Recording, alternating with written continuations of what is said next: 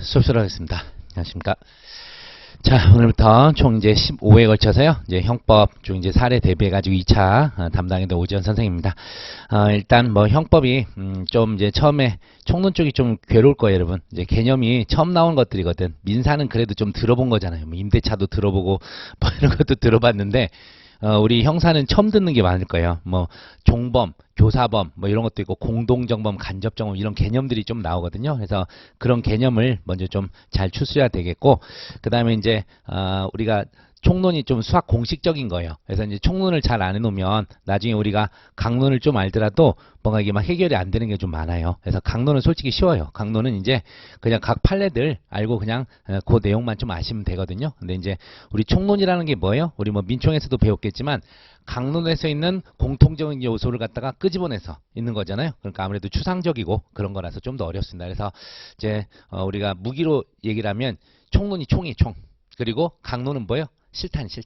아시죠? 그래서 총을 제대로 만들어 놓지 않으면 실탄 갖고 써먹을 수가 없잖아. 물론 자기가 내공이 출중해서 실탄을 그냥 손가락을 쏠 정도가 되면 모를까? 그런 정도는 안 돼요. 그래서 여러분이 총론을 좀 이제 먼저 좀 잘 정립을 좀 하셔야 됩니다.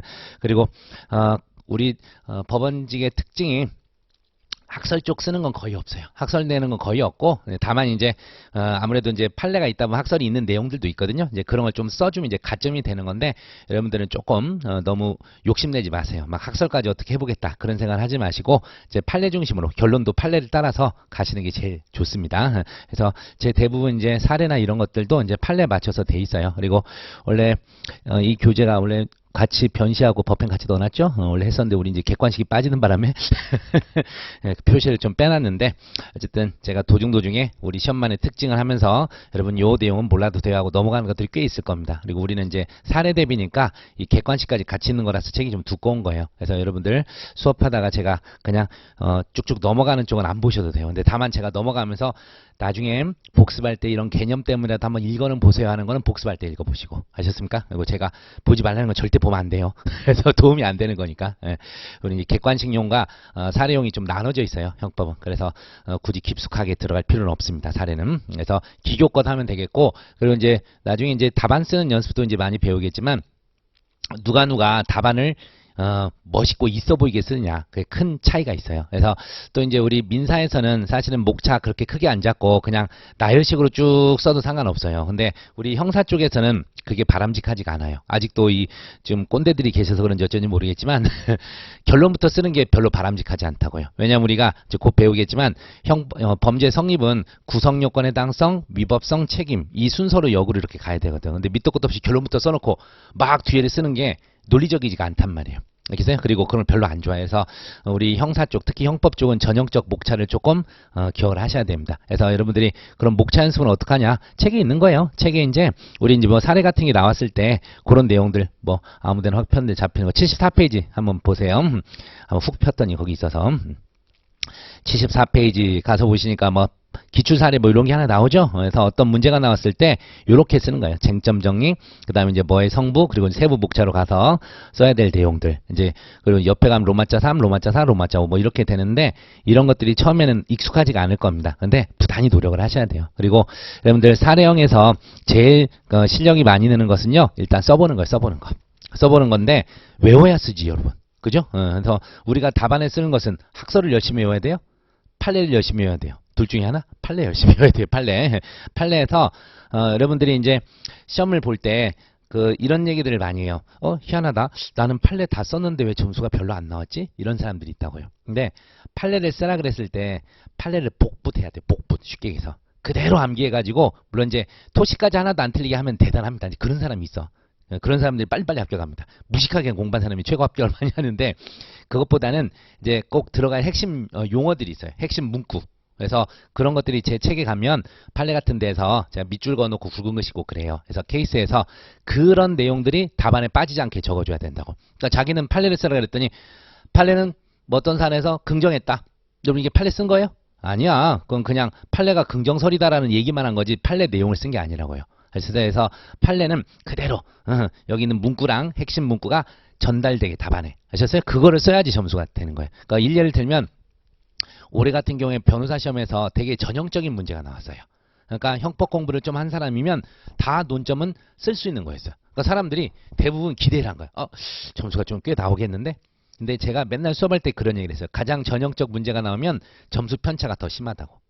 누구나 다 쓰는 건데 잘 쓰는 사람과 안 쓰는 사람은 확연히 차이가 난단 말이에요. 그랬을 때 가장 큰 차이가 어디서 났을까? 판례를 복부 수준으로 한 사람은 점수가 확 나오는 거예요.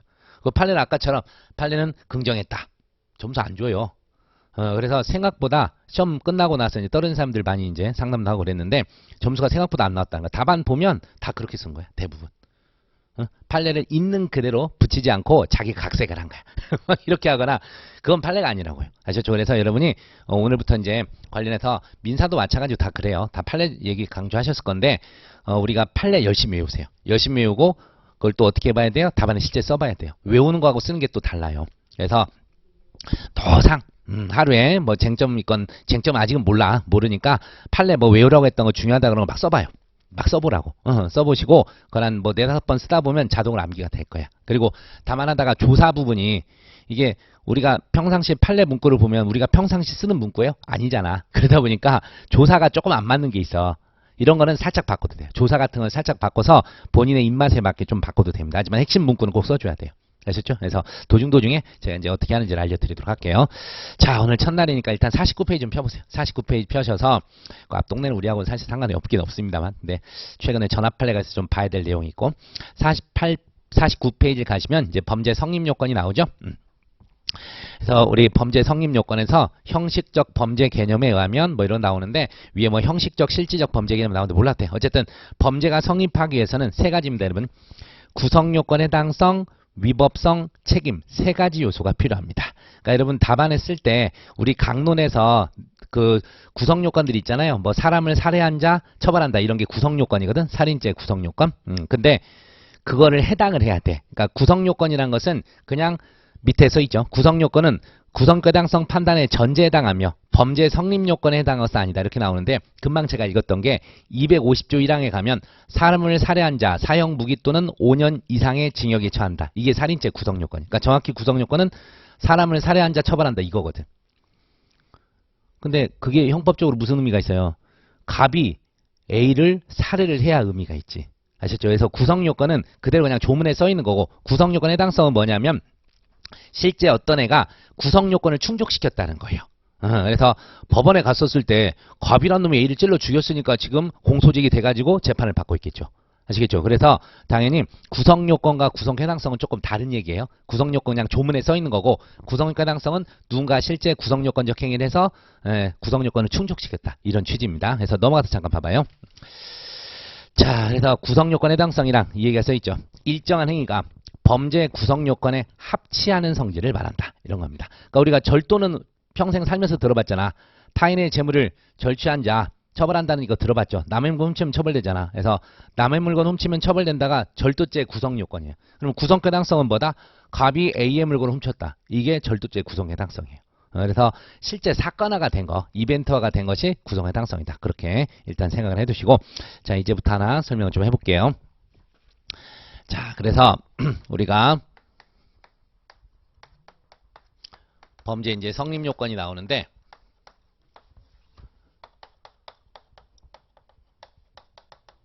구성 요건 해당성, 위법성, 책임 이 세 가지가 있고요. 대신에 이제 구성 해당성은 아까 말한 대로 누군가가 구성 요건적 행위를 해서 이걸 충족한 걸 말하는데 그 전에 이제 구성 요건을 끄집어와서 좀 해볼게요. 형법의 가장 기본입니다, 여러분. 구성 요건 나오게 되는데 그거부터 얘기를 하고 갔을까? 여러분 이거부터 한번 가봅시다. 또 형법 첫 시간인데 이 얘기를 안 하고 갈 수는 없으니까 그냥 가볍게 들으세요, 여러분. 시험에 나온 건 아닌데 형법은 뭐다? 일정한 범죄를 규율하고요. 범죄를 규율하고 그에 대한 효과로서 이제 제재가 가해지는 거예요. 됐죠? 범죄를 저지르면 그에 대한 제재가 가겠죠. 이 제재의 두 종류가 있습니다, 여러분. 형벌과 보안처분 이 두 개가 있어요. 형벌과 보안처분. 그래서 우리는 보안처분은 배울 일이 없을 것이고 이제 형벌을 열심히 배우면 되는데 형벌이 뭐냐? 나중에 이제 총론 뒤쪽에 가서 9가지 형벌을 배울 거예요. 사형, 징역, 금고, 자격상실, 자격정지, 벌금, 구류, 과료, 몰수. 요런 것 등이 형벌이 형벌. 우리가 뭐 저기 뭐죠? 자동차 뭐 저기 하다가 주차 위반했었을 때 벌금 냈다 그러지. 그게 벌금일까요? 이 형벌은요. 반드시 법관의 재판이 필요해요. 법관의 재판이 필요하다고. 정확히 이제 판결을 통해서 내려지게 되는데 그거 외에는요. 우리 형사 제재로서 형벌 아니에요. 그러니까 우리가 주차 위반해 가지고 딱지 뗀다 그러잖아. 뭐 얼마예요? 떼본 지 오래됐는데 3만 원 된다 쳐봐요. 3만 원. 아, 저희 교회 근처에 됐다가 한번 뗀 적이 있구나. 동네 사는 사람들이 이제 신고를 했나 봐. 그래서 구청 직원이 일요일인데 나와가지고 하면서 떼면서 이제 우리 했더니 누가 민원이 들어와서 어쩔 수 없이 떼는 거예요. 그래서 대신에 여기만 뗄게요. 해가지고 떼고 가더라고. 그래서 3만 원 냈던 기억이 나는데 그런 건 뭐예요, 여러분? 행정처분이에요. 행정처분. 과태료입니다. 과태료고 하나 더 알려드릴게요. 범칙금은 뭘까? 범칙금. 들어봤죠? 범칙금. 그 이제 도로교통법을 위반했을 때, 도로교통법 위반할 때 우리가 이제 신호 위반했어. 그러면 갑자기 숨어있던 차가 윙 해가지고 몇 번 세우라 그러죠. 제가 딱 한 번 당해봤는데, 그래서 그때 이제 운전면허증 내죠. 가지고 거기서 쭈르륵 해가지고 내요. 그래서 신호 위반 7만 원, 뭐 이런 걸 내죠. 그러면 거기에 벌점이 같이 붙어 있다고. 이게 범칙금이에요. 그래서 벌점까지 같이 있는 거. 근데 경미한 거는 이제 벌점이 없는 것도 있어요. 근데 대부분의 경우에는 이제 뭐 신호 위반했다, 뭐 중앙선 침범이면 30점짜리야. 신호 위반은 15점짜리고. 그래서 벌점이 40점 이상 쌓이면 여러분 어떻게 돼요? 바로 면허 정지예요. 면허 정지되는 거예요. 그래서 원래 도로교통법으로 공소제기 해가지고 원래 벌금 나와야 돼요. 그런 게. 근데 그러면 전 국민이 뭐가 될 수 있어요? 범죄자가 되잖아요. 전과자가 되니까 그런 걸 막으려고 이제 행정처분도 아닌 것이 형벌도 아닌 것이 중간 정도에서 하는 게 범칙금. 원래 이제 그리고 그 범칙금 계속 안 내면 어떻게 돼요? 직결심판으로 넘어가. 직결심판으로 넘어가서 벌금형이 떨어져요, 실제로. 이제 그렇게 가는 겁니다. 그래서 범칙금은 여러분 이제 그 형벌은 아닙니다. 형벌은 아닌데 이제 법적 제재가 따라서 벌점이 붙는 거 그런 거를 기억을 해두십시오. 그리고 여러분 나중에 이제 팁을 하나 알려드리면. 제 변호사는 좀 이상한 짓을 해서 아직도 기억나는데 연수원 다닐 때 그 당시 그놈이 그 과속 이런 게 찍히면 과속 단속 카메라에 찍히면 직접 경찰관이 적발한 게 아니잖아요. 그러니까 누가 운전했는지 확인이 안 되잖아. 그래서 일단 두 개를 같이 날려요. 범칙금하고 과태료하고 같이 날립니다. 과태료가 좀 더 비싸. 예. 여러분 어떤 거 내야 돼요? 만약에 범칙금은 7만 원에 15점이 붙어 벌점이. 과태료는 한 9만 원으로 나가요. 어떤 걸 내는 게 합리적인 사람이요? 2만 원 때문에 범칙금을 낼 거예요? 아까 얘기했잖아. 40점 쌓이면 바로 면허 정지라니까. 근데 변호사식이나 될 놈이 그 짓을 했다니까. 형, 싼 거 냈는데요? 그래가지고 야, 이 머저리 같은 놈 했더니 아, 참 그랬지 하고. 옛날에 40대는 우리가 그냥 간단간단하게 특히 형사소송이나 이런 거는 똑같이 지금 우리랑 똑같아졌는데 쟁점 위주로만 배우다 보니까 이제 그런 관념도 없는 거야. 벌점도 모르고. 상식인데. 여러분들 하여튼 상식 차원에서 나중에 그 카메라에 걸리면 뭘 낸다? 과태료를 내세요. 그래서 저도 3년 전인가 우리 추석 때 집에 가는데 우리 형이 연휴 전날부터 저기 버스 전용 차선 그게 단속이 있었는데 몰랐어. 조금 가다가 사람들 여기 왜 안 타지? 오늘 아닐걸? 우리 형이 그래서 괜찮을까? 싹 탔는데 분위기가 안 좋아. 한 200~300m 타다 나오는데 찍혔어요. 9만 원. 그리고 과태료는 그 10만 원이 넘다 같아 그랬어요. 중앙차선. 그리고 법점 30점. 범칙금은. 그래서 이제 과태료를 냈었는데 그렇게 살벌합니다. 자, 어쨌든 범죄 그리고 그에 대한 제재로서의 형벌과 보완처분인데 여러분 보완처분은 뭐냐면 잘 보세요. 일단 첫날이니까 형벌은 과거의 잘못에 대한 제재예요. 과거의 잘못에 대한 제재고 보완처분은 장래 재범 방지 차원에서 내려지는 것들입니다. 그러니까 우리가 뭔가 잘못했으면 당연히 어떻게 해야 돼요? 혼은 나야겠죠. 종아리 걷어 해서 맞는 게 형벌이에요. 근데 요 놈아가 눈빛이 안 변해. 또 자식이 또 똑같은 짓을 할 것 같아. 그럼 어떻게 돼요? 이걸 계속해서 잡아둘 수는 없잖아. 이미 제재로서 얘의 죄값은 치렀으니까. 근데 장래 재범 방지 차원에서 나가는 게 보완 처분이에요. 그래서 여러분들 그래서 많이 들어봤잖아. 보호관찰, 사회봉사, 수강명령, 또 전자장치 부착 이런 거 많이 들어봤죠? 신상정보 공개명령 그런 것 등이 다 보완 처분이에요. 보완 처분. 그래서 우리 시험 영역은 사실상 아닙니다. 이건 이제 나중에 교정직렬 하는 양반들이 열심히 해야 돼. 그래서 우리하고는 상관없고요. 그래서 우리 이제 형법이란 범죄 성립 그리고 이에 대한 효과로서 제재로서 형벌 요 정도를 열심히 배우게 될 거예요. 그래서 오늘 지금 이제 범죄가 뭐냐를 지금 이제 들어오는 거예요. 그래서 첫날 이 초석을 좀 잘 쌓으시기 바랍니다. 요거를 잘못해버리면 이상하게 가요. 그러니까 저도 옛날에 처음에 형법 공부할 때 좀 체계적 공부를 했어야 되는데 그냥 대충 막 객관식 판례로만 막 들이밀던 시절이었거든. 우리 때도 1차 때, 사실 1차 때. 그래가지고 체계 없이 공부했다가 나중에 혼을 좀 많이 났습니다. 자, 구성요건. 자, 보시면 두 종류가 있어요. 객관적 구성요건 요소와 주관적 구성요건 요소가 있습니다. 자, 객관적 구성요건 요소에는 뭐가 있냐면 일단 써드릴게요. 주체, 객체, 행위, 행위 상황, 결과, 인과관계. 이런 것들이 이 객관적 구성 요건을 존재합니다. 그러니까 어떤 범죄에서는 이게 다 모조리 요구되는 경우도 있고요. 일부 범죄에서는 그냥 뭐 예를 들어서 뭐 주체하고 행위만 있어도 되는 그런 경우가 있고 막 다양하게 있어요. 이건 총론이기 때문에 각 강론에서 나올 수 있는 것을 다 집합시켜 놓은 거예요. 객관적 구성 요건으로. 그래서 주체 관련해서 이제 나오게 되는 것이요. 주로 이제 우리 신분범이에요. 신분범. 우리가 자 이제 잘 들으십시오. 신분범은 뭐냐면 자, 일정한 신분이 있어야만 범죄가 성립되는 경우가 있어요. 그걸 진정신분범이라 그럽니다.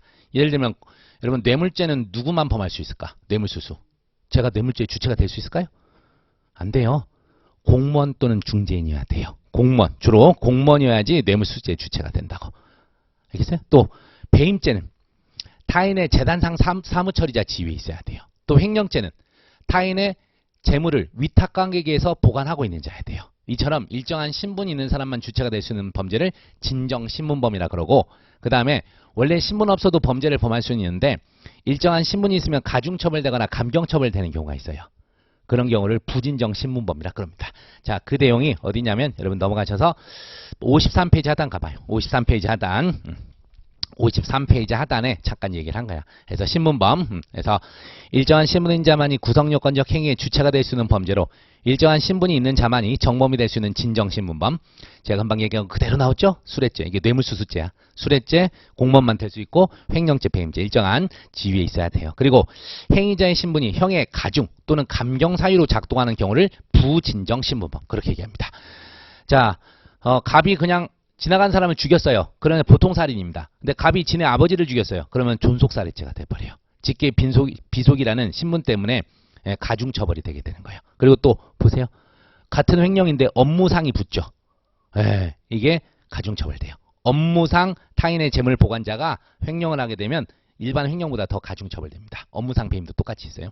그 영아살해죄는 2월 7일부로 폐지됐는데 예전에는 이제 그 분만 직후의 영아를 이제 치욕은폐 등의 동기, 일정한 동기를 가지고 살해하게 되면 감경처벌 되는 경우가 있었어요. 근데 요새 시대가 아동학대 이런 게 세졌잖아. 그래서 영아살해를 폐지합니다. 폐지해서 이제는 영아살해죄는 없어. 그냥 보통살해하고 똑같이 가게 된다는 거. 그래서 이거를 뺄까 말까 했는데 설명 때문에 넣어놓긴 했어요. 근데 지금 폐지됐다는 거 말씀드릴게요. 이런 게 신분이야. 그리고 자 또 신범하면서 문제되고 우리 기본적으로 범죄는 누가 범하죠? 자연인이 범하죠. 법인은 원래 못 범해. 법인이 뭐 살인죄를 어떻게 범해? 이해하셨죠? 근데 형법에는 없지만 일정한 형벌법규, 행정법규 가면 행정법규에도 형사처벌하는 규정도 있거든. 일정한 행정질서를 위반했었을 때 그때 법인이 처벌되는 경우도 있어요. 그래서 이 법인에게 어떤 범죄 능력이나 형벌 능력이 있을 수 있냐 그런 논의가 한번 논의 되긴 됩니다. 근데 잘 나오는 영역은 아닌데 사례에 대비해서 살짝 언급할 내용이 있어요. 그래서 법인도 주체가 될 수 있냐 요 정도 대부분 자연인이고요. 형법에서는 법인 처벌 없어요. 근데 특별 형법에서 있다. 그 다음에 이제 객체. 이건 이제 범죄마다 다르겠지. 자, 객체 뭐가 있을까요? 살인죄에서는 객체가 뭘까? 살인의 객체는 사람이죠. 그럼 이제 물어볼게요. 절도죄에서는 뭘까? 절도의 객체는 어려워하지 마세요. 그냥 재물이야. 남의 거야. 남의 건데 다만 타인 소유 타인 점유의 재물이어야 돼요. 타인 소유 타인 점유의 재물. 그리고 금방 나왔던 횡령죄는 타인 소유 자기 점유의 재물이어야 돼. 또 나중에 저기 권리행사방해죄 가면 자기 소유 타인 점유 이런 게 돼야 된다고요. 자기 소유면서 타인 점유해야 돼. 뭐 이런 식들이 있단 말이에요. 그래서 각각의 죄마다 객체가 달라지는 거야. 특히 재산죄에서 금방 제가 얘기한 거 기억하셔야 돼. 타인 소유 타인 소유 타인 소유 타인 점유 같은 얘기구나. 타인 소유 자기 점유 그다음에 자기 소유 타인 점유 또는 타인 소유, 점유 이탈물 뭐 이런 것 등이 나눠지게 돼 있어. 그래서 그런 것들을 좀 잘 암기를 하셔야 됩니다. 그래서 어쨌든 객체는 각각의 범죄마다 좀 다르다 그 얘기를 해드리고, 그 다음에 행위. 행위에서 뭐가 있을까? 여러분 우리가 기본적으로 자귀란 말 들어봤죠? 자귀. 예, 일정한 자귀적 행위, 실제 거동이 있는 거. 근데 범죄를 부작위로도 범할 수 있어요. 그래서 여기서 나온 게 우리 첫 번째 사실상 큰 쟁점이 부작위범이야. 부작위범. 부작위로도 죄를 범할 수 있거든. 예를 들어서 여러분 퇴거불응죄라는 게 있어. 퇴거불응죄. 남의 집에 정당하게 들어갔는데 주거권자가 야 나가 했는데 안 나가면 성립되는 게 퇴거불응죄예요. 퇴거불응죄. 여러분 퇴거불응죄는 자기로 범할 수 있어요? 부작위로 범할 수 있어요? 그렇죠. 오직 부작위로만 범할 수 있잖아. 나가 했는데 안 나가면 성립되는 거니까. 그래서 이런 걸 진정부작위범이라 불러요. 오직 부작위로만 범할 수 있는 것을 진정부작위범. 그러면 또 부진정이라는 게 있겠지. 예, 그게 이제 우리 시험에서 나오게 됩니다. 살인을 부작위로도 범할 수가 있습니다. 어떻게 할 수 있을까요? 유기죄 따로 있고 그러면. 부작위는요. 같은 건데 비슷해요. 일정한 법적 지위, 보증인 지위라 부르는데 보증인 지위는 자가 자신의 의무를 이행하지 않아서 이런 일정한 범죄의 결과를 발생시키면 그게 이제 부작위범이 될 수 있어. 살인죄. 쉽게 해서 애가 태어났는데 미혼모야. 그래서 얘를 키울 자신이 없으니까 그냥 일주일째 방치했어요. 아무것도 안 주고. 애가 굶어 죽었어요. 이게 바로 뭐예요? 부작위한 살인죄가 되는 거예요. 살인의 고의가 없이 그냥 했으면 아까 잠깐 얘기했던 거지 유기치사가 될 수 있어요. 유기치사가 될 수 있지만 살인의 고의가 있어버리면 이제 뭐가 되는 거야? 부작위한 살인죄가 되는 거죠. 알겠죠? 근데 이제 금방 제가 보증인 지위란 얘기를 했잖아. 그게 이제 중요한 테마입니다. 아무나 살인죄 주체가 될 수는 없어요. 예를 들면 자 우리가 밤에 요새는 점심 때도 나오더만 그 인터넷 TV 쭉 보다 보면 막 넘어가다 보면 아프리카 애들 나오거나 우리나라 그 어려운 친구들 나오잖아. 특히 아프리카 애들. 그래서 여러분의 단돈 10,000원이 아이들 몇 명 구할 수 있습니다. 해 안 해? 안 했지. 안 하고 있지. 안 하고 있지. 여러분 다 살인죄예요. 살인범들이야. 말도 안 되잖아. 그래서 아까 제가 뭐라 그랬어요?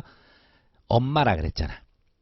아이의 산모가 이처럼 일정한 보증인 지위에 있는 자만이 이 주체가 될 수 있는 겁니다. 이런 건 이제 부진정 부작위범이야. 원래 자기로도 범할 수 있는데, 그러니까 자기로 범하도록 돼 있는데 부작위로도 범하는 거. 우리 시험에서는 그것만 나와. 부진정 부작위범이 나오는데 어쨌든 부작위로도 죄를 범할 수 있는 거. 그게 이제 부진정 부작위범인데 그게 이제 나오게 됩니다. 요건이 한 5가지 필요해요. 그래서 이게 첫 번째 이제 우리 형법에서 사례로서 등장하는 게 요 내용이 사실은 맨 처음에.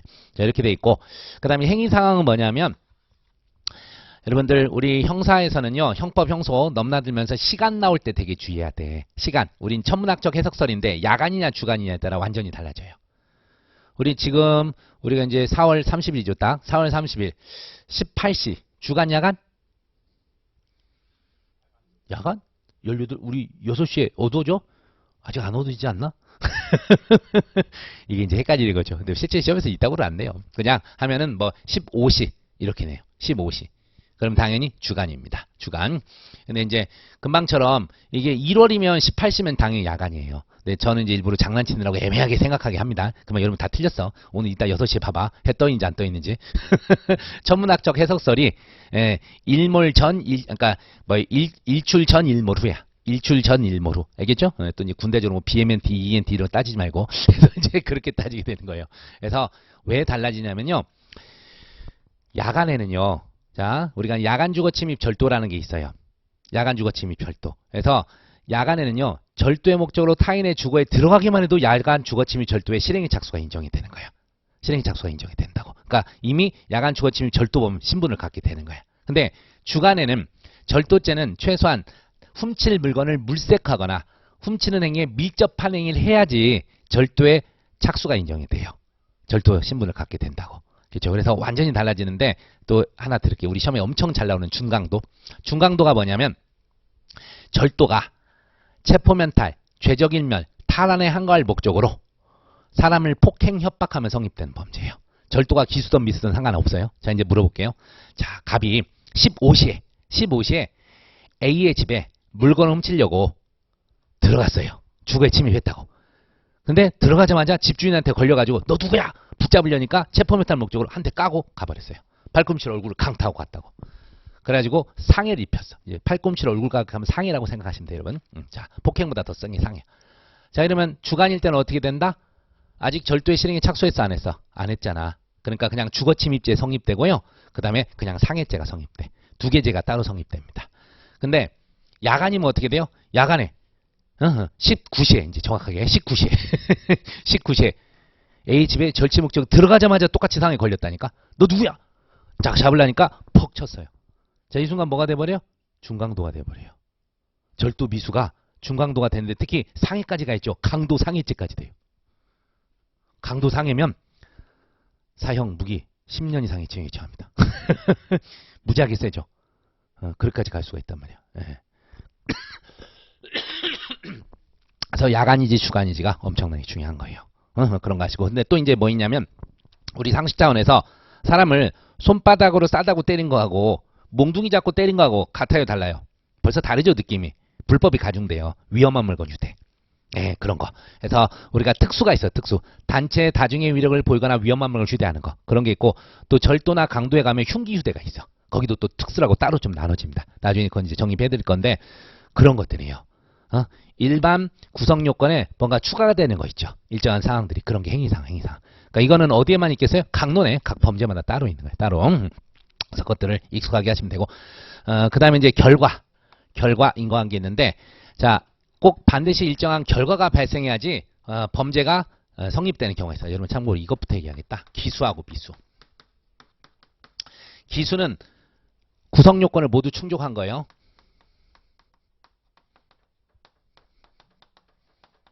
충족한 것이 기수고, 이게 이게 이미 다다를 수잖아. 이미 다 달았다. 이게 한자로. 다다를 수 이미 기자예요. 이건 뭘까요, 여러분? 안일미 다다를 수야. 아직 다다르지 못했다는 거야. 그러니까 구성 요건을 아직 모두 충족을 못한 거야. 모두 충족을 현재 못한 상황을 우리가 미수라고 합니다. 아까도 갑이 뭐라 그랬어요? A의 물건 훔치려고 뭔가 찾고 있었잖아. 이렇게 되면 미수는 돼. 그리고 이제 실제 그 물건 훔치면 기수가 되는 거예요. 그러니까 이제 그런 것 등이 이제 이루어집니다. 미수, 기수 아셔야 되는데, 자 이제 알아두십시오.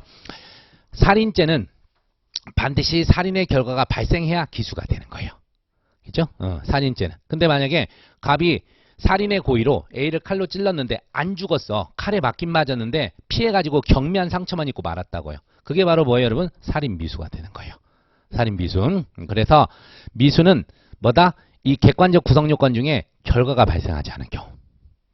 또 결과가 발생하긴 했는데, 자, 잘 보세요. 왜 죽었냐 했더니 갑이 A를 살인의 목적으로 칼로 훅 찔렀는데 잘 피했어요. 그래서 살짝 피해서 한 서너 반을 꼬매면 되는 정도의 상처만 입었거든. 근데 얘가 병원 가다 교통사고로 죽었대요. 교통사고로 죽었다고. 갑한테 살인 기수 책임을 물으면 돼, 안 돼? 상식적으로. 안 되겠죠. 뭐가 깨져서 그래요? 살인의 결과는 발생했지만 뭐가 없는 거예요? 이런 걸 인과관계가 없다, 그런 거죠. 갑이 찔른 것 때문에 죽어서 아예 어이없는 교통사고로 죽었잖아요. 그래서 전혀 다른 원인으로 결과가 발생했기 때문에 인과관계가 없는 거예요. 이제 여러분 눈치채세요. 미수는 어디에서만 나와요? 일정한 결과 발생을 요하는 범죄를 결과범이라고 그러거든요. 그런 결과범에서 결과가 발생하지 않았거나 결과가 발생했더라도 인과관계가 없는 경우, 요런 거를 얘기하게 됩니다. 이게 미수야, 비수. 그래서 정확히는 구성요건 중에서 어디? 결과하고 인과관계가 발생하지 않은 거. 요게 미수입니다. 자, 요것도 우리 결과범 한번 봐봐. 어디냐면 저기 앞쪽에 거기 있다. 52페이지. 갑자기 순간 안 보여서 놀랬습니다. 52페이지. 맨 위에 있죠. 결과범 거동범 봐봐요. 오늘 기본 개념 좀 배워야 되니까. 자, 결과범 뭐라고 돼 있어요? 구성요건의 내용상 행위뿐 아니라 행위와 구별되는 일정한 결과가 발생해야 되는 범죄. 써있죠. 살인죄. 사망의 결과 발생해야 돼. 상해죄. 사람의 생리적 기능이 훼손돼야 돼. 그래서 뭐 어디 피가 좀 나거나 다치거나 기절하거나 이 정도는 돼야 돼. 강도죄. 강도는 뭐죠, 여러분? 타인의 재물을 강취하는 거야. 폭행 협박을 해서 타인 소유 타인 점유 재물이나 재산 상익을 취득하는 거거든. 그래서 쉽게 해서 재물 같으면 가져와야 돼요. 때리고 가져와야 돼. 이거까지. 손괴, 남의 물건 때려 부셔야 돼. 이런 결과가 발생해야 됩니다. 이에 반해서 봐봐요. 거동범. 거동범은 말 자체 거동범 형식범이라 그러는데 일정한 거동만 있으면 바로 기수야. 구성요건의 내용상 일정한 행위가 있음으로써 충분하고 결과 발생을 필요하지 않은 범죄. 폭행죄, 명예훼손죄, 위증모고. 나머지는 몰라도 폭행죄는 알려드릴게요. 여러분 폭행이 뭐예요? 들어는 봤잖아. 폭행죄 많이 들어봤죠. 우리 폭행이 형법에서 4단계로 나눠집니다. 최광의, 광의, 협의, 최협의가 나눠지는데 그거 나중에 외우셔야 되는데 폭행죄, 폭행은 협의예요, 협의. 그래서 사람의 신체에 대한 유형력 행사가 있어야 돼요. 사람의 신체에 대한 유형력 행사. 그래서 근데 직접 접촉할 필요는 없습니다. 그래서 제가 아직도 기억나는 게 맨 처음에 법대 가서 1학년 1학기 때 총론 다 배우면서 이제 강론 배웠었구나. 강론 배우면서 2학기 때구나. 이제 폭행죄를 딱 배우고 이제 우리 사촌 동생이랑 같이 살았거든요. 중학생이었는데 걔한테 이제 슉 하면서 가만히 있어봐. 주먹으로 슉 하면서 이것은 내 입에서 난 소리가 아니야 하면서 막 이 짓 하면서 이게 폭행이게 아니게 그 얘기를 했었거든요. 얼굴 직접 맞추질 않았어. 이렇게 막 했다고. 폭행일 거 아니까. 사람의 신체에 대한 유형력 행사만 있으면 된다니까. 폭행 기수예요. 고동범이라니까 이게. 일정한 행위만 있으면 된다니까. 사람의 신체에 대한 유형력 행사. 그래서 제가 맨날 예를 드는 게 조는 사람한테 분필을 닦아서 휙 던졌어. 안 맞았어. 그래도 뭐예요? 폭행 기수예요. 사람의 신체에 대한 유형력 행사를 했으니까. 알겠습니까? 요런 거예요, 요런 거. 그리고 명예훼손, 위증 뭐 이런 거는 그냥 일정한 명예훼손적 발언을 하면 끝나는 거예요. 이건 이제 위헌범이라고 들었는데 어쨌든 그건 나중에 알려드리겠고.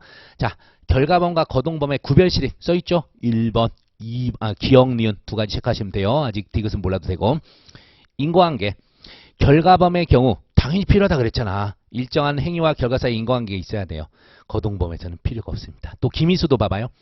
결과범의 경우 두 가지 나오죠. 결과 발생이 없거나 인과관계가 부정되면 미수가 되지만 거동범의 경우 일정한 행위만 있으면 되고 그래서 이론상 미수가 불가능해요. 그러니까 폭행죄는 미수가 있을까 없을까? 없다는 얘기죠. 아셨어요?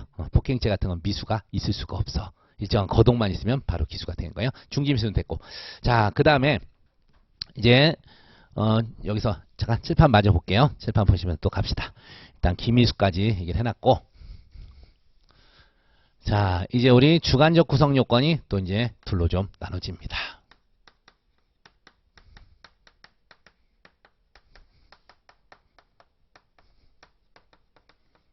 일반적 주관적 구성 요건 요소와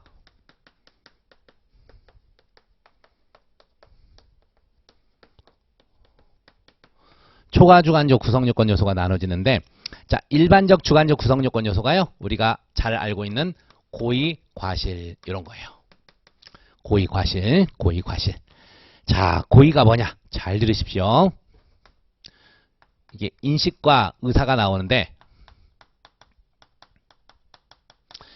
일정한 범죄의 객관적 구성 요건 요소를 인식하고 이를 실현하려는 의사까지 있으면 우리가 고의가 있다고 얘기를 하게 되는 거예요. 그러니까 우리가 살인죄라면 뭔 뭘 인식해야 될까? 너 사람, 그죠? 너 사람, 너 죽이려 그래. 이런 의사가 있어야 된다고. 실현 의사. 그래서 사람을 죽이려는 실현 의사를 갖고 나아가는 거죠. 자, 절도죄는 뭔 뭘 인식해야 돼요? 저거 물건 타인 소유, 타인 점유의 재물 인식해야겠죠. 그리고 점유자 의사에 반해서 몰래 가져온다. 그런 의사까지 있어야 되는 거예요. 객관적 구성 요건 인식하고 실현할 의사가 있어야 되는 거예요. 자, 그러면 이제 반대로 이제 과실이 있는데 과실이 또 둘로 나눠집니다.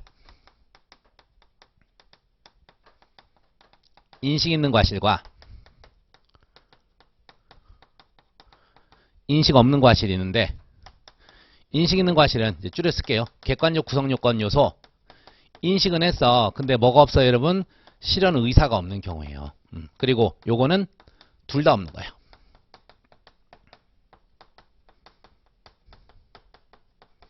이런 경우를 얘기하게 됩니다. 자, 예를 들어 볼게요. 우리가 차를 운전할 때 항상 어떤 생각이죠? 내가 운전을 잘못하다 하면 사람을 칠 수 있다. 사람을 치면 죽는다. 다 인식은 하죠. 그러니까 조심을 하잖아. 주의무를 다 하잖아.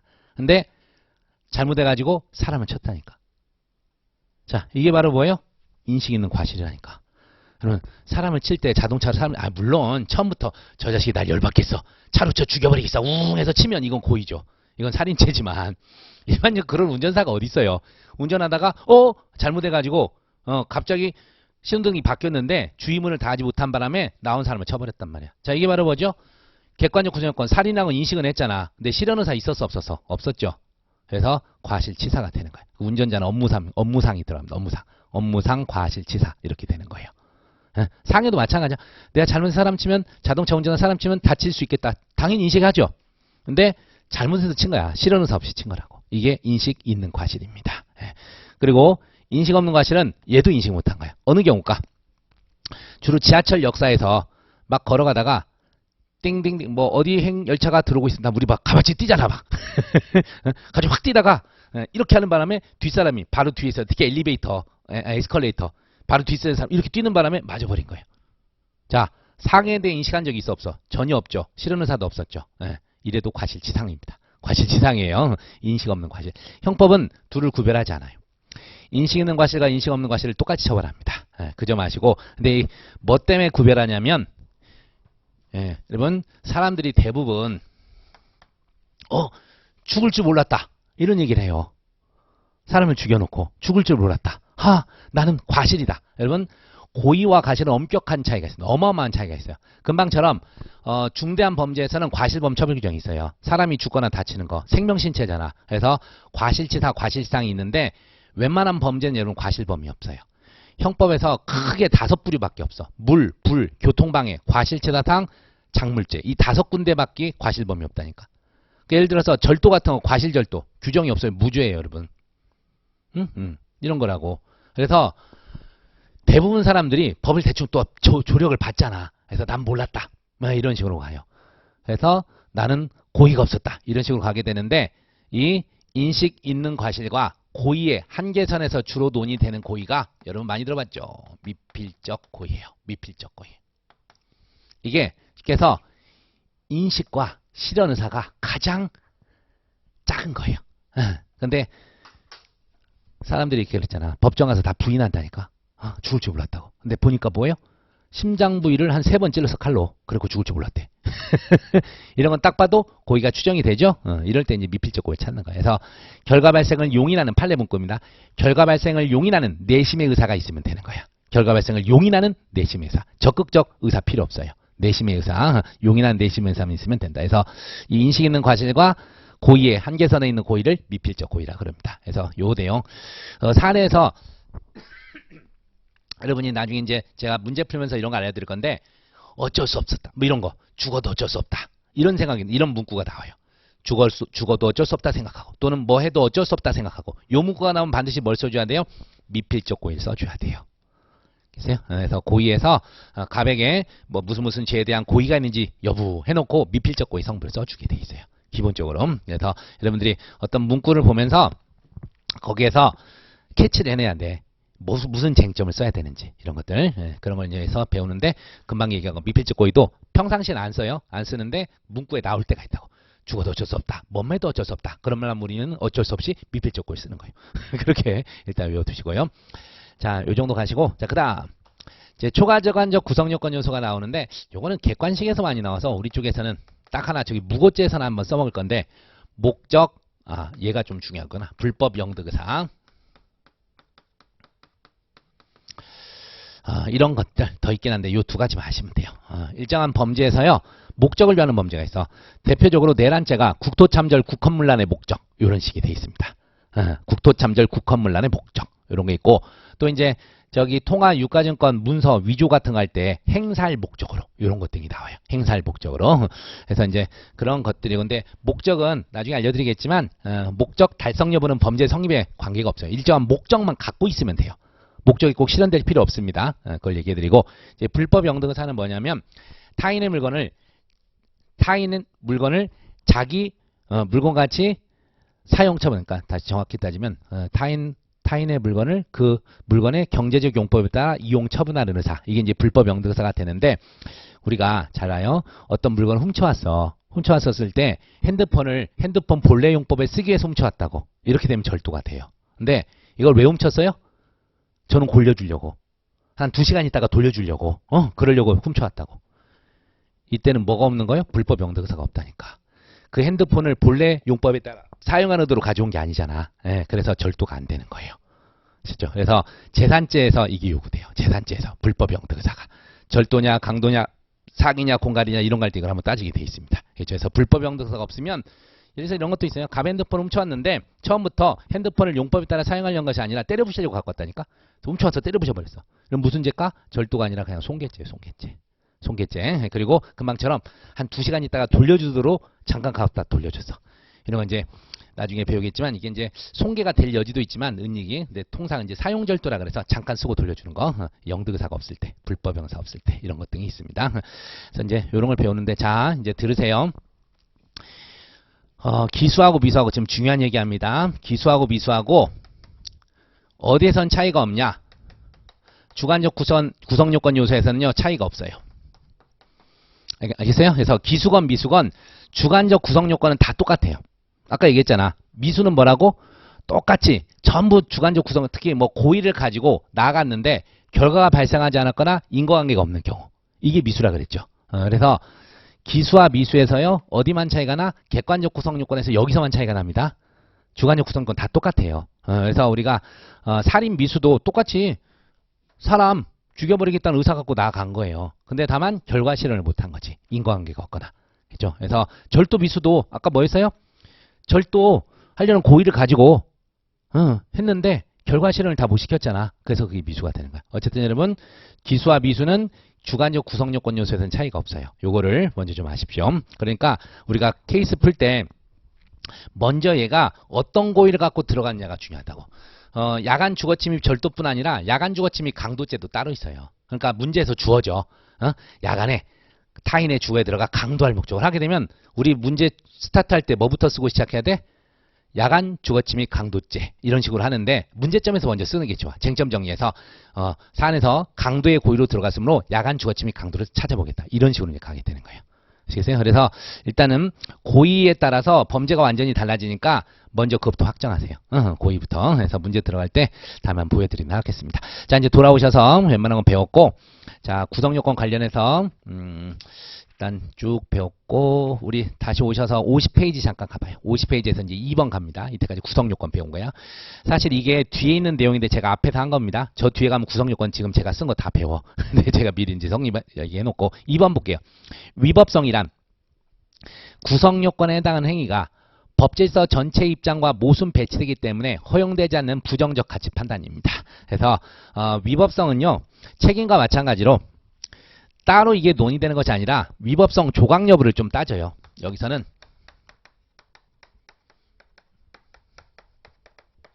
위법성 조각 사유를 찾는데 가게 됩니다. 쉽게 해서 이 구성요건 해당성은 적극적으로 판단해요. 갑의 행위가 특정 범죄 구성요건을 충족하는지를 열심히 판단하게 됩니다. 그리고 이 구성해당성이 인정되면요 위법성 원래 추정이 돼요. 추정이 되는데 이 추정되는 위법성을 조각하는 사유들 이런 것 등이 형법에 존재해요. 여러분들 많이 들어봤을 까요? 정당방위 들어봤죠? 정당방위, 긴급피난 그런 것 등이 다 위법성 조각 사유예요. 그래서 갑이 A를 칼로 찔러 죽이긴 했어요. 근데 왜 죽였냐 했더니 먼저 A가 총을 들이댄 거예요. 죽여버리려고. 그래서 갑이 살기 위해서 먼저 A를 칼로 찔러 죽여버린 거죠. 자 일단 살인죄 구성요건에 하지만 이거는 정당방위로 위법성이 조각됩니다. 이런 것들. 그래서 이 조각 사유가요. 뭐뭐이냐면 정당방위, 긴급피난, 자구행위, 피해자의 승낙, 그 다음에 추정 승낙, 정당행위 해서 한 6가지 정도를 배우게 될 거예요. 정당방위, 긴급피난, 자구행위, 피해자 승낙, 추정 승낙, 정당행위 맞지? 한 6가지 정도를 배우게 돼요. 그래서 네 답안에 쓸 일이 별로 없어요. 위법성 조각 사유는 어쩌다가 좀 답안에 쓰게 됩니다. 그래서 우리 2차에서는 그렇게 중요하진 않아요. 1차에서 그렇게 중요하진 않습니다. 참고로 이 둘을 합쳐서 구성요건에 해당하고 위법성까지 갖춘 걸 우리는 뭐라 부르냐? 불법행위라고 얘기해요. 불법행위. 자 그럼 이제 물어볼게요. 금방 갑이 A를 찔러 죽였는데 그게 정당방위로 위법성이 조각된답니다. 불법행위예요? 적법행위예요? 적법행위지. 뭘 어렵게 생각해. 여러분 제가 이상한 거 안 가르쳐 드렸어. 그냥 있는 대로 대답하면 돼요. 위법성이 조각되니까 불법이 아니야. 적법행위입니다. 그걸 아시고. 자, 그래서 이제 위법성 조각 사유, 이런 걸 이제 판단해. 그러니까 위법성은 구성해당성과 달리 적극적 판단이 아니라 소극적 판단이야. 위법성 조각 사유가 있나 없나를 판단하게 됩니다. 겠죠? 왜냐하면 구성해당하면 위법성이 추정이 되기 때문에 그래요. 자, 그다음 책임은 뭐냐면 책임. 자, 이에 대해서 불법행위란 데 대한 비난이에요. 불법행위에 대한 비난 가능성이야. 불법행위를 저지른 데 대한 비난 가능성이 바로 책임입니다. 그러니까 얘가 불법과 적법을 구별할 수 있는 능력은 최소 있어야 될 거 아니야. 그쵸? 쉽게 해서 미친놈이 있다고. 정신 이상자. 뭔지 몰라요. 왜 죽였어? 했더니 쟤를 죽여야 내가 천국에 갈 수 있거든요. 이런 얘기를 하는 애예요. 그리고 왜 죽였어? 했더니 내가 벌려? 너 사람 죽였어 임마? 어? 아닌데 나 인형 찔렀는데? 뭐 이런 애라고. 맛이 간 애라고. 얘한테 불법행위에 대해서 비난할 수 있어요? 못하죠. 그래서 책임능력이라는 게 여기서 나와요. 책임능력. 심신상실자. 책임 조각됩니다. 심신상실자. 그리고 심신미약자는 이제 형을 감경할 수 있고 책임을 좀 감경해 주죠. 그리고 일률적으로 우리 형사미성년 들어봤죠. 만 14세. 만 14세 되지 않은 자는 애초에 책임능력이 없는 걸로 가요. 그래서 걔들한테는 범죄 성립이 안 돼요. 있죠? 이런 것들이. 대신에 이제 소년법상의 보호처분은 가능합니다. 보안처분의 일종으로서 10가지 보호처분이 있어. 그거 이제 가능하게 되는데 어쨌든 형사처분은 못합니다. 형사처분을 못하게 되고 다음에 또 뭐도 있냐면 자 갑이요 A를 상해를 가했거든. A의 다리몽댕이를 부러뜨렸어. 상해를 가했는데 왜 그런가 했더니요. 을이 갑의 아들을 인질로 붙잡은 거야. 을이 갑의 아들을 인질로 붙잡고야 너 A 다리몽댕이 안 분지르면 네 아들 죽을 줄 알아. 그래가지고 어쩔 수 없이 갑이 A의 다리를 분지른 거예요. 자 그러면 갑은 상해죄 구성에 해당하고 별도로 위법성 조각될 만한 건 없어요. 위법성까지 인정돼. 하지만 여러분 사회통념상 그 사람을 비난할 수 있어요? 자기 아들 살리기 위해서 부득이 A에게 상해를 가한 거잖아. 예, 이런 건 이제 기대 가능성이라 그러는데 당연히 책임이 조각됩니다. 그래서 여기서도 책임 조각 사유를 열심히 찾아야 돼요. 그래서 우리가 책임에는 그러니까 이건 이제 책임 조각 사유가 아니라 책임의 내용을 잠깐 얘기하면 책임에는 책임 능력과 위법성 인식 그 다음에 기대 가능성 그리고 이제 구성요건 단계에서 고의과실이 있었잖아요. 그래서 책임 단계에서도 책임고의, 책임과실 이런 것 등이 현재 나옵니다. 책임고의, 책임과실 아시죠? 책임고의, 책임과실 이런 것들은 이제 책임에서 배우게 될 거예요. 책임에서 배우게 될 건데 책임은 우리 사례에서 나올 수 있는 게 책임 능력 관련해서 이제 원인에 있어서 자유령이 뭐 그런 게 하나 있어요. 그리고 이제 법률에 차고 있고 그만 기대 가능성 이런 것도 있고 여기서 위전착 아주 어려운 위법성 조각 사유 전제할 사실의 착오라 그래서 그런 것들이 하나씩 있는데 각각 사례들이 있어. 각각 쟁점들이 있다고요. 그리고 책임이 좀 어려워요. 제가 책임 못 져요, 여러분. 책임이 어려워서 책임 못 져요. 그래서 만만치 않습니다. 근데 정리를 잘 하셔야 되겠고 어쨌든 여러분 이 두 단계까지는요 사실상 사람을 바라보지 않아요. 얘가 저지른 행위와 결과만 바라봐요. 불법 단계에서는. 그러니까 구성의 당성과 위법성 단계에서는. 행위자는 언제부터 바라봐요? 책임부터 바라보는 거예요. 어떤 놈이 애를 죽인 거야? 딱 봤더니 갑이 이러고 있는 애야. 그럼 이제 그때 가서 이 새끼 책임 있는 게 없네? 이런 걸 따지는 거라고요. 그렇죠? 그래서 불법까지는 뭐 미친놈이건 정상이건 가리지 않아요. 누구든 저지를 수 있어. 근데 다만 이제 책임에서는 여기서 나눠지게 되는 거야. 그걸 좀 이해를 하십시오. 그래서 여기서 책임 조각 사유 열심히 이제 찾아야 되는 겁니다. 자, 이렇게 돼 있고 여러분들 자, 우리 교재 목차를 맨 앞에 봐봐요. 이제 보여드릴게. 아이고, 뭐 이렇게 많냐? 벌써 이게 8판이 되다 보니까 뭐 할 것도 많네. 쭉 보면 이제 어디부터 볼 거냐면 2편 봐봐요. 2편, 제2편. 제2편에 보면 범죄론 써있죠. 범죄론에서 쭉 가셔서 여러분들 저기 뭐 행위론 이런 건 필요 없고 제2장부터 볼까? 구성요건론에서 쭉 가서 뭐 결과방과 책임같이 1절, 2절 나오는데 자 3절에서 부작위범부터 나오죠. 부작위범. 이게 행위와 관련된 거야. 제2장 구성요건에서 밑에 제3절 부작위범 나오죠. 여기서부터 사실상 우리가 형법 배우는 거예요. 지금 한 페이지 넘어가 봐. 자, 칠판 봐봐요. 지금 우리가 주체객체가 사실 앞에 살짝 있었고 이제 행위 됐고 여기서 이제 지금 부작위범 막 나왔잖아. 그죠? 그리고 행위 상황은 구성요건보다 좀 다르다 그랬잖아. 그죠? 그리고 결과 요하는 범죄. 그러니까 이 사이에 뭐 배운 거 이제 인과관계를 배우는 거야. 부작위범 배우고 인과관계를 배운 거예요. 그죠? 4줄에 써 있잖아. 인과관계, 객관적 기소. 인과관계 배워요. 그 다음에 어디로 가요, 여러분? 제 끝에가 지금 객관적 구성 끝났잖아, 지금. 훅 끝났죠? 그러니까 바로 어디로 가요, 이제? 주관적 구성 요건이 고의로 가잖아. 제5절의 고의. 그죠? 근데 여기서 여러분 6절이 이제 우리가 처음 이제 좀 이제 괴로운 동네입니다. 착오가 나와, 착오. 자기가 인식한 사실과 발생한 사실이 불일치하게 되는 거야. 그게 구성 요건적 착오가 하나 나옵니다. 됐죠? 그거 배운 다음에 이제 뭐가 배워요? 과실범을 배워, 과실범.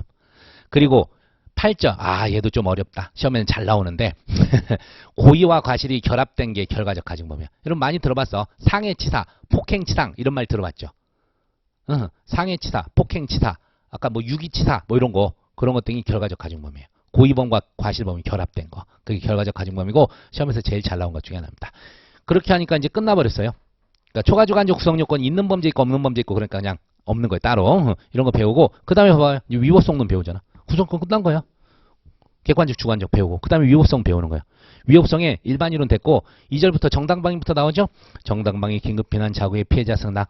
그 피해자 승낙이 3번에 추정 승낙이 숨어 있어요. 그리고 정당행위 이런 것들이 위법성 조각사예요. 그 다음에 책임 보니까 책임의 일반 이론 넘어가시고 객관식이 안 나와서 다행인 거예요, 여러분. 그 동네는. 자, 2절부터 이제 나오죠. 책임 능력. 그리고 위법성의 인식이 나오는데 3절에서 여기도 뭔가 착오가 발생해. 아까 구성요건적 착오와 비교해서 하는 말이 금지착오라고 불러요. 금지착오 또는 위법성의 착오, 법률의 착오 그렇게도 얘기합니다. 그리고 거기 제3절에 양가로 3번 있죠. 대가로 3번. 위법성 조각 사유 전제 사실의 착오 나죠. 이게 아까 제가 얘기한 이 동네 건드린 거야. 여기 칠판 보시면 책임에서 요 동네를 건드려. 책임고 이 동네를 건드리는 애예요. 얘가 위전착이라고 줄여서 얘기합니다.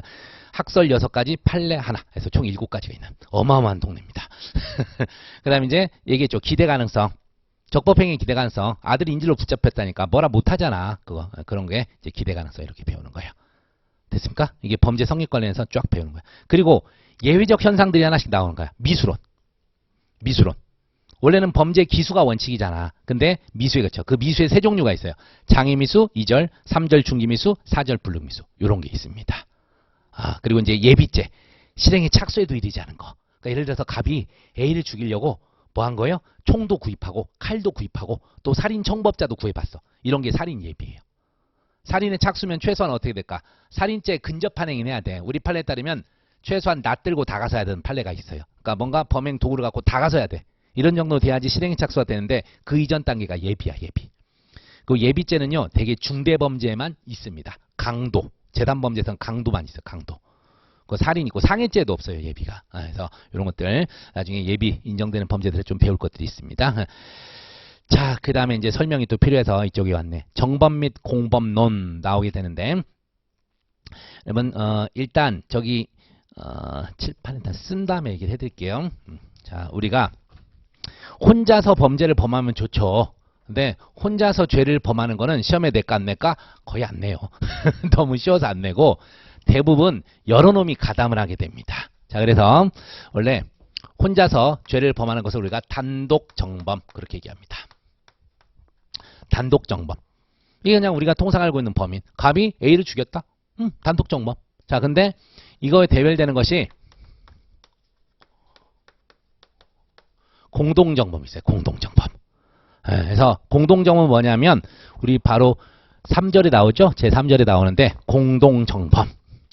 자, 만약 갑이 혼자 A를 죽였으면 갑 혼자 살인죄 죄책을 지게 되는데, 자, 갑을 병 셋이서 A를 함께 죽입니다. 이런 게 이제 공동정범이에요. 근데 공동정범이 되려면 세 사람이요 공모를 해야 돼.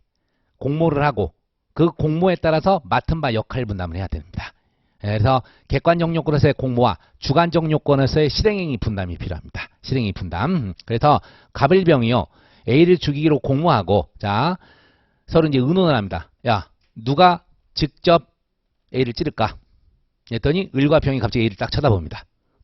내가 왜? 너 자식아, 횟집에서 일했잖아. 사람 좀 찌를 줄 알아. 야, 회랑 달러. 그래도 칼은 네가 쓸 줄 알아. 알았어. 그래서 갑이 찌르기로 했습니다. 자, 그 다음에 그러면 A가 힘이 세니까 일단 누가 붙잡아야 될 거 아니야. 누가 붙잡을까? 일단 갑하고 병이 을을 딱 쳐다봅니다. 네가 제일 힘이 세잖아. 아, 그럴까? 했습니다. 그 다음에 이제 병은, 근데 나는 그럼 뭐 할까? 너는 귀도 밝고 눈도 밝으니까 밖에서 망봐. 이런 거예요. 이해됐죠? 그래서 갑일병이 공모에 따라 맡은 바 역할을 분담한 거야. 그래서 가서 을이 A를 붙잡고 병은 밖에서 망보고 갑이 A를 칼로 찔러 죽였습니다. 자, 원래 실제 살인죄 구성요건적 행위는 누가 한 거죠? 갑만 했잖아. 그래서 상관없어요. 을, 병도 똑같이 살인죄 공동정범으로 처벌됩니다. 다만 이제 실제 판결 갈 때 형량은 좀 달라질 거야. 실제 찌른 놈이 제일 세게 처벌되긴 합니다. 하지만 똑같아요. 똑같이 살인죄 정범이 되는 거예요. 아셨죠? 이런 거. 이게 공동정범이에요. 자, 그리고 이제 단독 정범 중에서는 직접 정범과 이제 간접 정범이라는 애가 나와요. 간접 정범이라는 애가 나오는데, 자, 느낌 오죠? 직접 정범은 직접 찔러 죽인 거예요. 그러니까 갑이 A를 직접 찔러 죽인 거야. 이런 거고, 간접 정범은 뭐냐면 갑이 정을 모르는 을을 이용해서 A를 살인하게 한 이런 겁니다. 그러니까 우리 형법 34조에 가면 간접정문 1항에 적혀 있는데 어느 행위로 인하여 처벌되지 아니한 자 또는 과실범으로 처벌된 자를 교사방조한 경우에 간접정문으로 처벌한다 이렇게 돼 있거든. 쉽게 해서 의사갑이 철천지 원수 A가 입원을 한 걸 알았어요. 그래서 A를 지가 직접 독극물 투여해서 죽이면 뭐가 되는 거예요? 직접 정범이에요. 근데 걸리잖아 바로. 그래서 의료 과오를 빙자하기 위해서 간호사, 정을 모르는 간호사 을한테 원래 A 환자에게 투약해서는 안 되는 이상한 약제를 투약을 하게 한 거야. 주사하게. 그래서 간호사는 당연히 의사가 시켰으니까 그런갑다고 가가지고 그 약물을 투여했어요. 그래서 A가 죽었어. 자, 을한테는 살인죄가 될 수 있어 없어? 일단 고의가 없잖아요. 살인에 고의가 없었는데 어떻게 돼? 설령 있다면 업무상 과실 치사가 될지언정 절대 살인죄는 안 돼요. 자, 이랬을 때 누군가 살인죄 책임을 물어야 될 거 아니야. 그게 간접정문 개념이 나온 거예요. 의사. 지 손으로 죽였어요? 남 이용해서 죽였어요? 남 이용해서 죽였죠? 그게 간접정문인 거예요. 간접정문. 근데 이 개념이 왜 나오냐면 자, 여기까지가 여러분 정범입니다. 그 다음에 이제 공범이라고 협의의 공범인데 교사범과 종범이 있어요. 이거 방조범이라고 얘기합니다. 교사 이건 뭘까? 멀쩡히 있는 한테 범죄 결의를 시킨 거예요. 이래서 갑이 을한테 야 내가 1억 줄게 A 좀 죽여. 그랬더니 안 그래도 을이 돈 필요는 1억 진짜? 일단 착수금 5천 딱 준 거예요. 알았어.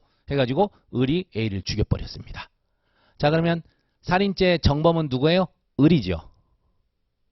뭐 어려워 여러분? 왜 이래? 을이 을이잖아. 실제 죽인 놈은 을이잖아요.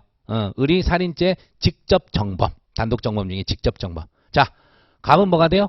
멀쩡히 있는 애. 범죄 결의시켰죠? 그래서 죽였죠? 걔가 교사범이 되는 거야. 교사범. 교사범. 우리 형법에서요. 31조 1항에서 교사범은 정범과 동일한 형으로 처벌하도록 돼 있어요. 얘가 범죄를 시킨 거니까. 자, 방조범은 뭐냐? 32조 1항에 되는데 타인의 범행을 용이하게 도와준 거야. 그러니까 직접이건 간접이건 간에 범죄 실행을 용이하게 도와주면 방조범, 종범으로 처벌되는 거야. 그러니까 예를 들어서 갑이 A를 살해할 걸 알고 을이 와가지고 을이 A를 살해할 걸 알고 갑이 와서 너 A 죽이려고 그러지. 어떻게 알았어? 다 알아 임마. 야 그리고 21세기 무슨 칼을 쓰냐. 이 총 써. 하고 총을 줬어요. 그래서 이 총 갖고 가서 쏴 죽여버렸다고. 자 이러면 을은 살인죄 뭐가 돼요? 정범. 갑은 뭐가 돼요? 살인죄 방조범. 이렇게 되는 거야. 그래서 정범의 실행행위를 용이하게 하는 직간접의 행위를 한 자 그게 종범 또는 방조범. 종이 따를 종이야. 정범을 따랐다고. 정범을 방조했다고. 이런 뜻입니다. 그래서 정범보다 필요적으로 감경해요. 2분의 1 감경 처벌하도록 돼 있어요. 조문에 32조에 가면 그렇게 돼 있다. 이런 걸 얘기해 드리는데 자, 잘 들으세요. 이 교사범, 종범은요. 반드시 누가 있어야 되냐. 현재 우리 다수열 판례예요. 정범이 필요해요. 그것도 어떤 정범이 필요하냐. 고의의 정범. 그래서 얘가 최소한 실행에 나아가야 돼. 정범이 고의 가지고 실행에 착수는 해야지. 그래야지 교사와 종범이 성립될 수 있습니다. 이게 나중에 공범 종속성설 이건데 미리 땡겨서 얘기하는 거예요. 그래서 잘 들으세요. 교사범, 종범이 성립되기 위해서는 반드시 고의의 정범이 실행에 나아가야 된다. 이렇게까지만 알아두십시오. 최소한 실행에 착수 미수에는 이르러야 된다고. 그렇게 알아두십시오. 자, 그래서 이 개념이 나온 거라니까. 잘 봐봐요. 조문 순서도 얘가 30조, 31조, 32조야. 그리고 33조에 공범과 신문이라는 조문이 따로 있고 34조가 뒤에 있어요. 그건 뭔 얘기예요? 얘가 뒤에 만들어진 개념이야. 금방 의사 얘기 생각해봐. 이 개념이 없었어요. 처음에.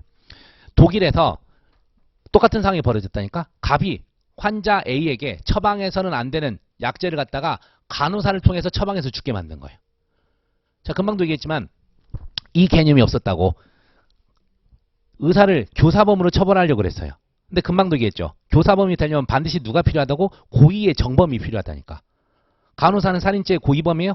아니잖아. 과실범에 불과하잖아. 또는 과실도 없으면 언행으로 처벌되지 않는다는 거예요. 그래서 학계가 뒤집어진 거야. 의사 갑을 처벌할 수가 없는 상황이었다고. 그래서 부득이 만들어진 개념이 뭐예요? 요거야. 제가 그랬잖아. 어느 행위로 인하여 처벌되지 아니한 자 또는 과실범으로 처벌된 자를 교사 방조한 경우에 성립되는 게 간접정범이라고요. 하셨습니까? 그래서 처음에 나왔던 범죄 체계로는 처벌할 수 없는 상황을 극복하기 위해서 만들어진 게 간접정범이에요. 간접정범. 그 점 알아두십시오. 그래서 여러분들 나중에 케이스에서 나오면요. 늘 이제 헷갈리는 경우가 나와. 요 교사범이냐 간접 정범이냐 요거 구별하는 문제 나오고 또 자 이제 잘 들어봐봐요. 아까 병이 망을 봤잖아.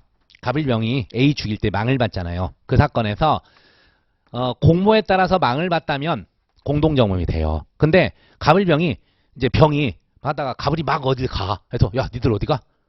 너 몰라도 돼. 가다 에이 얘기 좀 해줘. 너만 알아? 우리 지금 A 죽이러 가. 아 진짜? 잘 됐다. 나도 좀 도와줄게. 쭈르쭈르 따라갔어요. 그래서 갑과 을이 후둑 A네 집에 들어가서 을이 A를 붙잡고 갑이 A를 찔렀거든. 그 사이에 병은 나는 뭐하지? 하다 밖에서 망을 봐줬어요. 자, 공모에 따라서 망을 본 건가요? 지가 독자적으로 갑을 도와주기 위해서 망을 본 건가요? 도와주기 위해서 한 거죠? 그래서 이때 또 종범이 되는 거야. 그래서 이 둘의 구별이 또 문제가 돼요. 그렇죠? 그래서 이제 케이스에서는 이제 이것들 구별하는 거예요. 예를 들어 볼게요, 여러분. 아까 제가 이제 만 14세 되지 않냐 이제 우리 형사처벌 못하는 건 상식으로 알고 있잖아. 그래서 한 12살짜리를 사주해가지고 절도를 시켰어요. 그죠? 그러면 일단 교사범 될 수 있을까 없을까? 아 이걸 아직 얘기 안 했구나. 우리 현재 다수설이 제한적 종속 형식인데 최소한 정범이 구성계당성 위법성만 갖추면 돼요. 구성계당성 위법성만 갖추면 책임이 조각되더라도 교사 방조가 성립될 수 있다고 봅니다. 이게 이제 공범 종속성 중에 현재 다수설 판례예요. 제한적 종속 형식인데 자 금방처럼 만 12세짜리를 갑이 야 아저씨가 한 10만원 줄 테니까 저기 편의점 앞에 있는 저 캐리 좀 훔쳐와. 알았어요 아저씨 해가지고 훔쳐왔단 말이에요. 자 이랬을 때 일단 교사범도 가능하죠. 그렇잖아. 일단 얘가 책임만 조각되지 구성계당성 위법성까지 인정되니까. 또 간접적인 뭐라 그랬죠? 언행으로 인해 처벌되지 않는 자.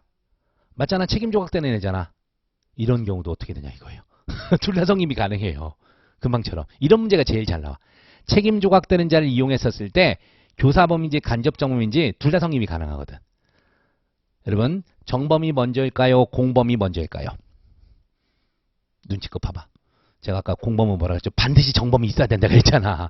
정범이 먼저. 정범이 먼저. 그래서 나중에 답안 쓸 때 뭐라 해야 되냐면 정범 개념 우위성에 따라 정범인지 공범인지를 먼저 구별하겠다. 이걸 먼저 하는 거예요.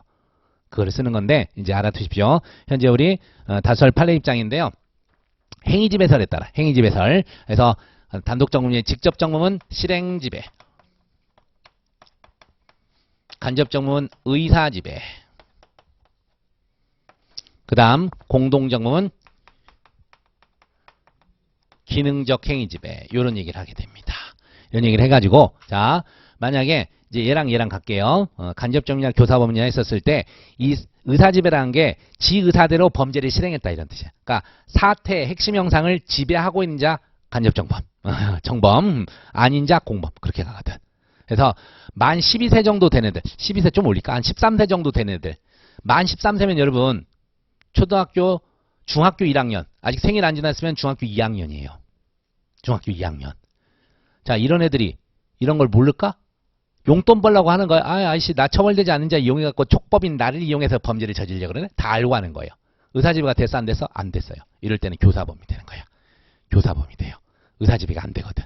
근데 정신 이상자 또는 한 7살 되는 애, 똥이 된장인지 모르는 애들, 의사 능력도 없는 애들, 이런 애들 사주했으면 그때는 뭐가 돼요? 간접정범이 되는 거야. 그래서 이게 만만치는 않습니다. 나중에 이제 풀이하는데, 근데 전형적으로 나와. 한 만 13세 되는 애는요, 의사지배가 안 돼서 교사범. 그리고 정신 이상자나 좀 더 한 10세 미만인 애들, 그런 애들은 의사지배가 돼서 간접정범. 그런 식으로 가면 돼요. 그죠? 그렇게 하시고. 공동정범이나 종범도 마찬가지예요. 기능적 행위지배가 인정되면, 아까 얘기한 대로 공모에 따라 역할 분담을 한 거면 공동정범이고, 그거 없이 지가 알아서 도와줬으면 종범이고, 이제 이런 겁니다. 근데 어쨌든 이런 것들 나중에 배울 거예요. 지금 필요한 거는 뭐 이거 구별 어떻게 하는가까지 몰라도 되고 개념만 우선 아세요. 이렇게 나눠져. 단독정범 대 공동정범이 나눠지고 단독정범은 직접정범과 간접정범으로 나눠진다. 그리고 이제 협의의 공범에 교사범, 종범 이런 애들이 있다.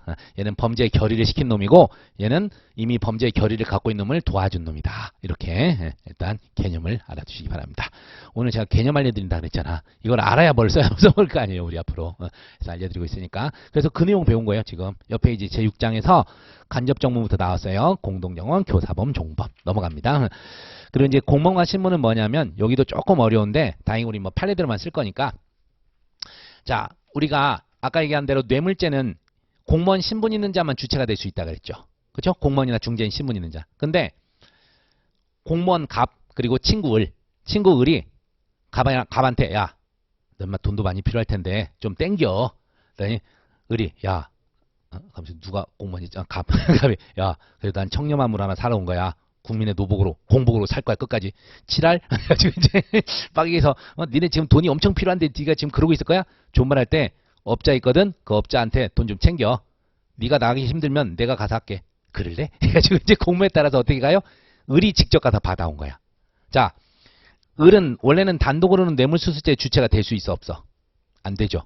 하지만 우리 형법 33조에 가면요. 신분 없는 자한테도 신분을 주는 규정이 있어. 33조가. 그래서 거기에 따라서요. 신분 없는 을도 뇌물수수죄의 공동정범이 될 수 있어요. 교사범도 되고 방조도 돼요. 아셨어요? 이제 그런 것 등이 이제 33조에서 좀 배우게 됩니다. 신분 없는 자는요. 신분을 주는 규정이야. 그래서 같이 처벌을 해버리는 그런 규정입니다. 그러니까 무시무시한 규정이지. 6절 이해하시고. 그 다음에 이제 죄수론인데 이것도 이제 뒤처리하는 거야. 우리 시험 문제에서 설마 사례형에서 갑이 특정 범죄 하나만 하는 걸 시험 문제 낼까? 그럴 일 없어요. 여러 개를 저질러요. 범죄를 여러 개 저질렀을 때 그게 몇 개냐를 평가하는 거야. 일단 여러분 간단히만 초보적으로 얘기해 드릴게요. 자, 갑이 A를 칼로 찔러 죽였습니다. 살인죄 1죄. 이렇게 된 거야. 1죄. 자, 갑이요. 폭탄 하나를 던져가지고 앞에 있는 사람 둘을 한꺼번에 죽여버렸습니다. 살인죄가 두 개가 성립되잖아. A도 죽였고 B도 죽였어요. 자, 하나행위로 이렇게 한꺼번에 여러 죄를 저지른 것을 상상적 경합이라 부릅니다. 수재에서 상상적 경합. 상경. 아셨죠? 줄여서 상경. 하나행위로 수개죄를 저질렀을 때. 자, 이번에는 갑이요. A를 총으로 쏴 죽였어요. 그리고 또 좀 가다가 B를 총으로 또 쏴 죽였습니다. 행위가 몇 개죠? 두 개죠? 두 개로 두 개죄 저질렀잖아. 그래서 수개행위로 수개죄를 저지르면 실체적 경합이라고 부른 거예요. 실체적 경합. 알겠죠? 그리고 포괄일죄가 뭐냐? 이제 위에 나오는데 법 적용하면 나중에 얘기하고 포괄일죄는 뭐냐? 행위가 여러 개인데요. 포괄해서 일죄 처리를 하는 게 있어. 대표적으로 상습범 같은 거. 상습범. 상습범은 행위가 하나일까? 아니야. 얘놈의 습성, 상습성 따라서 계속 범죄를 저질러요. 근데 그 상습으로 인해서 일죄로 취급돼요. 이런 게 이제 여러 개가 있어. 결합범, 접속범, 연속범 등등등 몇 개 있어요. 그래서 포괄일죄 나중에 일단 배울 거고 이런 것도 있다. 근데 통상은요 막 포괄일죄하고 우리가 이제 상경, 실경 이런 정도 좀 아시면 됩니다. 주로 우리 상경, 실경 많이 쓰게 될게요. 상경, 실경, 상상적 경합, 실체적 경합. 근데 짜증나는 게 죄수가 처음엔 되게 쉬워요. 근데 공부를 하면 할수록 어려운 동네. 근데 우리 쪽에는 그렇게 괴롭게 안 내겠지만 어떤 경우가 있냐면요. 행위가 행위가 하나고 죄가 두 개거든. 근데 실체적 경합이 되는 경우가 있어요.